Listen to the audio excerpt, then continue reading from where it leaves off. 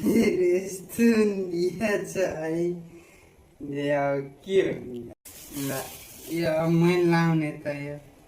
Hello साथीहरू सबैजनालाई नमस्ते। आज एउटा एक सेटले कपडा दिएको छ मलाई, तर कस्तो कपडा दियो हेर्छु है एकछिन, तपाईँहरू पनि हेर्न ल, तपाईँहरूलाई देखाउने छु कस्तो दियो। तर मेरो बिल्डिङको चाहिँ एकदम दाल त मान्छे हो त्यो है। अब कस्तो दिएछ मलाई पनि हाँसो लागिरहेछ। यस्तो दिए रहेछ हेर्नुहोस् है साथीहरू। अनि यस्तो मलाई भन्छ राम्रो भएपछि लगाउनु, न त अरूलाई दिनु भन्छ माछाले। खाथे मैले यो कस्तो छ मुझे दाल त मुझे मेरो पोइन्ट मेरा कपडा रिने भइहाल्यो म दिन्थेँ त्यसलाई। ए हेर्नु त यो सायद त्यही कि जोइको होला है। हेर्नुहोस् साथीहरू है यस्तो पोइन्ट दिया छ।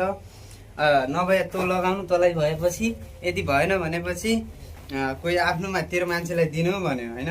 तपाईँहरू लगाउने हो दिन्छु, कोही लानुहुन्छ भने ल। हेर्नु जति पनि नेपालीहरू यहाँ काम गरिरहेको हुन्छौँ होइन, उनीहरूलाई आफ्नो यिनीहरूको त एकदम नाजुक अवस्था आइरहेछन्। सोच्छन् क्या यिनीहरूले के भन्ने, त्यस्तो सोचेर यस्तो गरिआयो सालेले त्यो।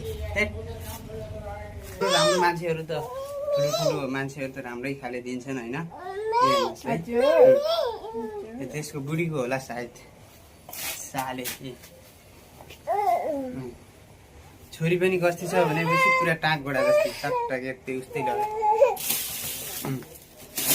यस्तो छ यस्तो दिया छ है। अब के भन्नु साले, यो पनि मैले लगाउने त। अनि तेरि भाकुरै हेर्न पनि लाज लागिसक्यो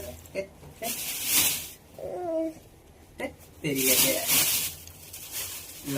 यो अब मैले लाउने त यो साथीहरू यस्तो दिएको छ यो। अब मैले कहाँ फाल्ने त अब यो लगाउनु त, कहाँ पछाडि कचेरामा लाग्ने हो। अब